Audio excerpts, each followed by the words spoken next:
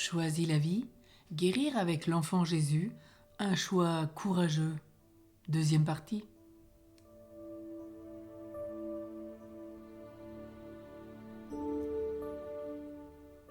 Le nom de son père revient très souvent dans la bouche de Jésus.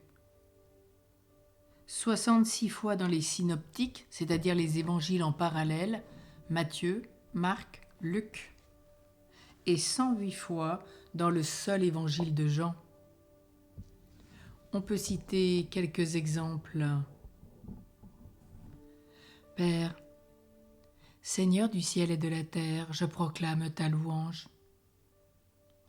Père, que ton nom soit sanctifié.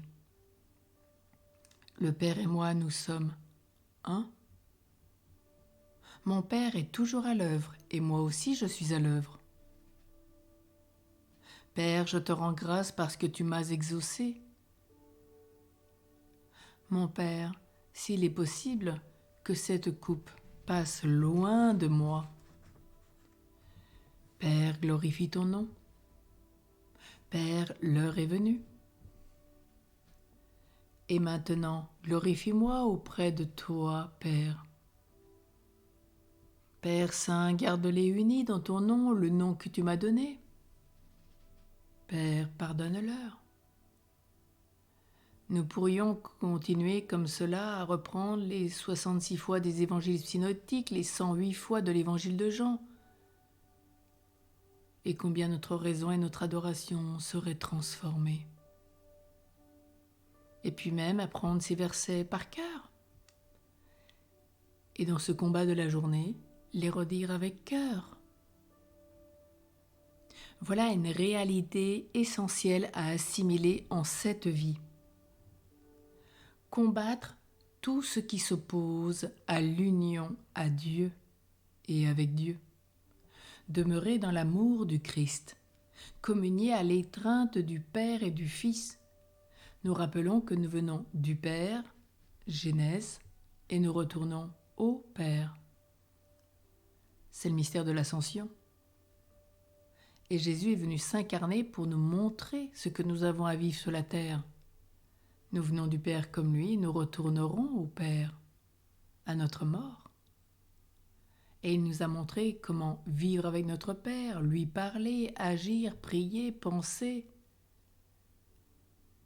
Car il dit bien, je suis venu faire les œuvres de mon Père, dire les paroles de mon Père. C'est bien l'évangile de Saint Jean qui nous révèle toute cette intimité encore intérieure plus profonde. Alors comme Saint Jean, reposons sur ce cœur de Jésus qui nous révèle cette intimité avec le Père. Et c'est bien la grâce de ce jour à demander, être en communion continuelle avec le Père. Certains considèrent un peu hâtivement que les priants, les contemplatifs sont hors du monde. Certes, ils ne sont pas du monde, mais ils sont bien dans le monde. Et ils n'en sont pas moins au centre du combat spirituel. D'aucuns ont du mal à recevoir qu'on puisse être au courant de ce qui se passe dans le monde sans regarder la télévision, lire les journaux chaque jour. Attention, s'abreuver de ces informations en permanence qui sont souvent à 99% parlent de guerre, de mal, de division, de catastrophes naturelles, catastrophes humaines, de violence. Amène la société à la dépression, à l'angoisse, à la peur continuelle. De grâce, coupez ces journaux télévisés, coupez cette télé, coupez ces journaux qui n'apportent que malheur sur malheur. Et mettez-vous aux 20 heures de Dieu, où il n'y a que bonheur. Lisez le psaume 1, heureux est l'homme.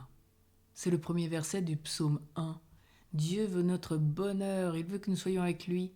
Et même les religieux, s'ils ne sont pas informés, n'oublions pas que nous avons l'Esprit Saint qui nous apprend à prier, qui nous révèle la prière du Père, ce qui est juste et saint de prier chaque jour. car le Père éternel sait bien mieux que nous ce que nous avons à prier. Et donc tous ces religieux qui ne sont pas dans le monde sont bien au centre de ce combat spirituel.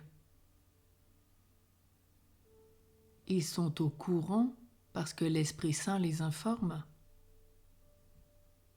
C'est bien ce que pensait saint Silouane de Latos, une des grandes figures récentes du monachisme orthodoxe.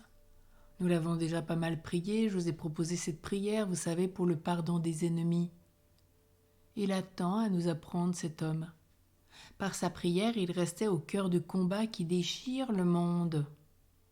Combat entre l'amour et la haine, le désir du Père et le refus de toute dépendance filiale.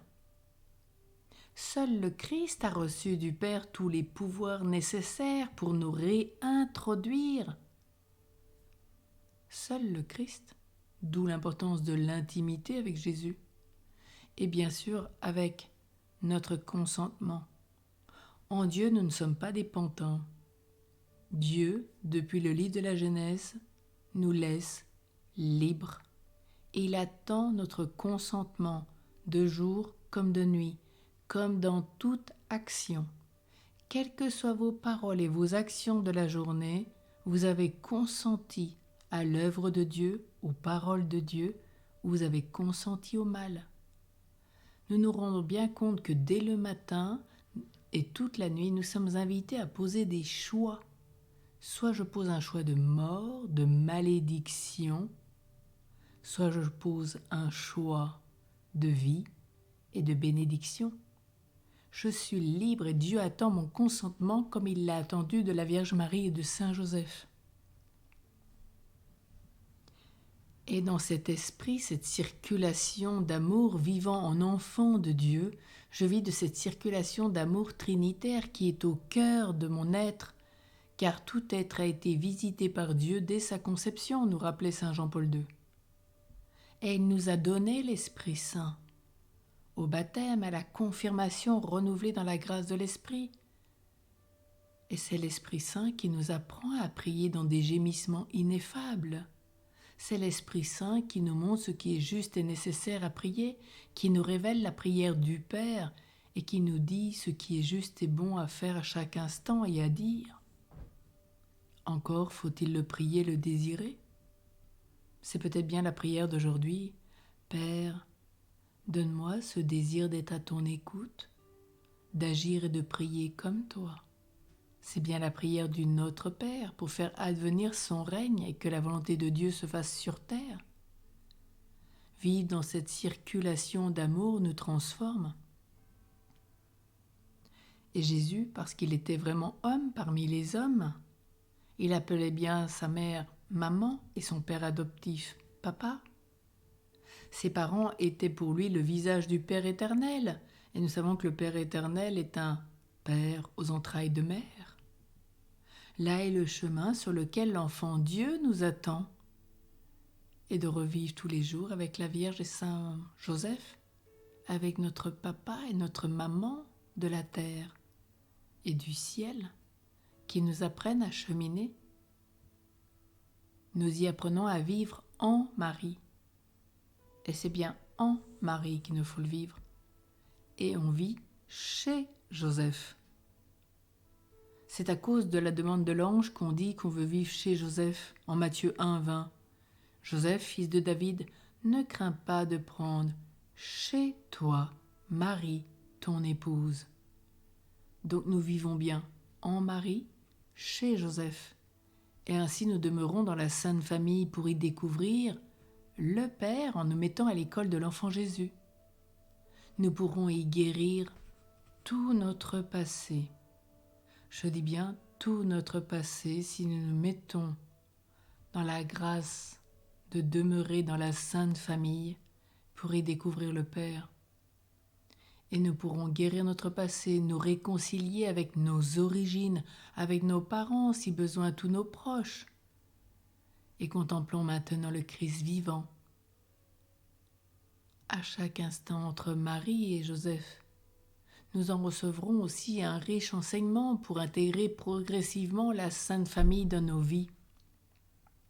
Et vous comprenez bien pourquoi on a vécu cette grâce d'être femme, c'est-à-dire guérir avec la Vierge Marie. Et puis nous avons vécu avec Saint Joseph, guérir avec Saint Joseph. Et nous avons besoin de comprendre qui est Joseph, quel homme il a été, l'époux, le père. Et la femme, ce qu'elle est en tant que fille bien-aimée du Père, ce qu'elle est en tant que femme, épouse et mère. Et nous avons besoin de comprendre qu'est-ce que l'homme, qu'est-ce que la femme, qui est l'enfant Jésus, pour mieux comprendre ce que nous sommes. Et plus nous entrons dans ce mystère de la compréhension de la Sainte Famille, plus nous entrons dans le mystère de notre vie, plus nous guérissons, plus nous pardonnons, plus nous nous réconcilions avec nos origines. Et là nous recevons le plus riche enseignement pour intégrer le mystère de la Sainte Famille. Et c'est bien cela le cadeau qui vous est proposé à ceux qui veulent le vivre, bien sûr.